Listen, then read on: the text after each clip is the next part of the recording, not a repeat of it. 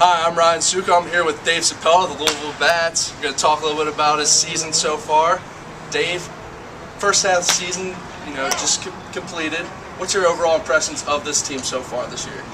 I think overall, we're one of those up and down teams where, overall we're really good, but at times we can be lackadaisical, either on the mound or hitting or both. And, I think it's one of them teams where when the time is right to really turn it on, we're going to really turn it on. And I think right now we're just in mid-season mode where, you're trying to fight the grind of playing every day, and mentally it gets tough right now. So once you get by this little block, it'll really be exciting to watch. What are some of the ways you can improve on that? It's not really a way to improve on it. It's just one of those times of the year where you got to have a certain amount of guys on the team. If it's half the lineup, half the pitching staff, that has to step up and pick up the other guys while they get out of their funk, and vice versa when it happens to the other guys. So it's just one of the things where it's going to happen. It happens to every team, and you just got to get through it. Start of the season in center field, leading off the Bats. Come back from your injury, you're hitting second. Is there any different approach for you now on a day-to-day basis?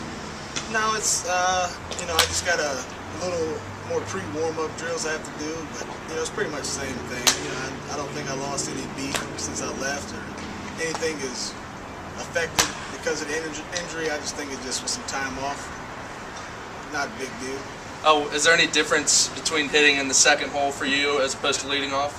Well, leading off, what you're going to get at the plate most of the time, and it's actually a little harder because you don't know what the guy has. At least with hitting second, you get an idea of what he has, and hitting first, you don't know, because we haven't faced all these pitchers like you would in big leagues or wherever you're facing, 10, 11 times if they're in your division. But here, you just got to go by ear every time. Okay, you missed about a month with an oblique injury. How did that happen? I think it was one of them things. I was due for an injury sometime in my life. I've never had an injury to nothing. That was my first injury at all. So that's why I didn't get affected too bad about it. I was like, well, God chose me to get my injury now. I'd rather have it now than later. So I guess it's one of them things you just gotta get the cap to the injury, man. That's a historically tough injury to come back from. What kind of things did you do rehab-wise to get yourself healthy again? The trainer, here Jimmy Maddox is really good on this program. He didn't try to stretch me out too long or bring me back too early. It was more of a day by day.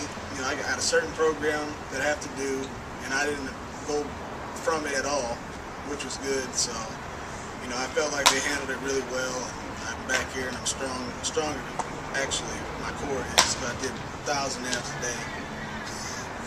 Okay, well, you started off the season really hot, had that injury, but as soon as you're back in the lineup, you're hitting again. How tough is that to do? I think it's not too tough because mentally I stayed in the game. I coached first every day for a month.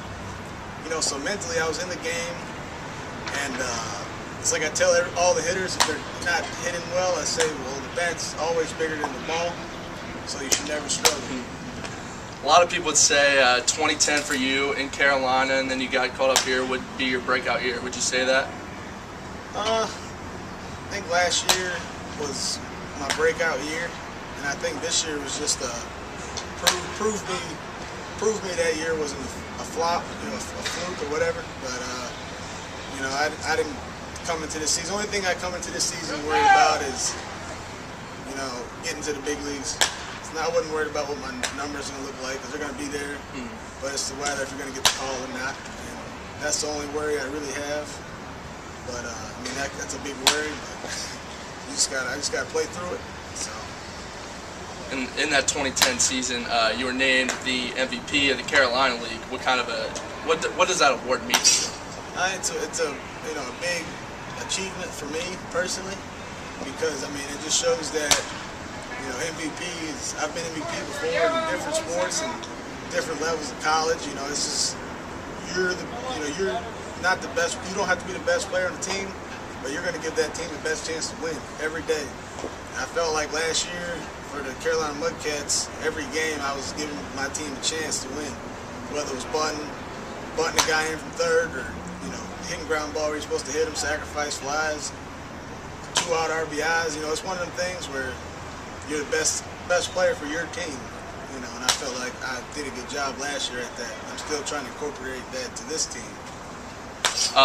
So with that performance last year, obviously the Reds noticed that you're one of their top prospects, and they asked you to play in the Arizona Fall League. What was that experience like, and can you see yourself maybe playing there in that league again after this season?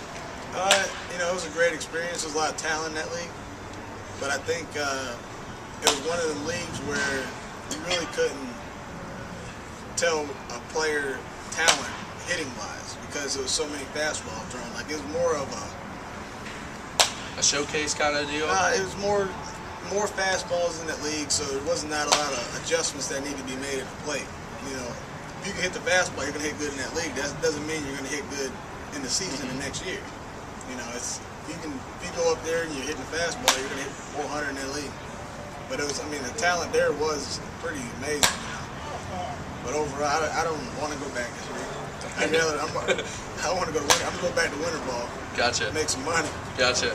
And then lastly, we're talking a little bit before the interview. You've seen some different guys. You've been through the league already a little bit. Who are some of your favorite players in the league, and who would you say is the best at their position in the league?